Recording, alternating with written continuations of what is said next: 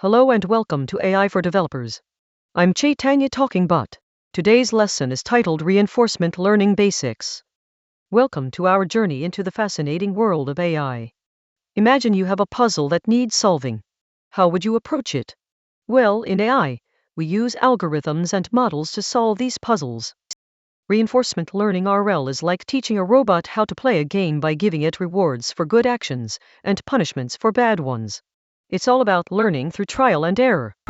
In RL, we have an agent that interacts with its environment. The goal is for the agent to learn the best way to interact with this environment to maximize rewards. An MDP helps us understand how the agent's actions affect the state of the environment and the rewards it receives. It's like a map that shows all possible states, actions, and their outcomes.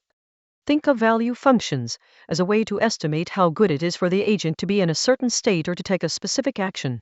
They help the agent decide what to do next. Q-learning is a method that helps agents learn their optimal policy by predicting the rewards they will receive for taking different actions in different states.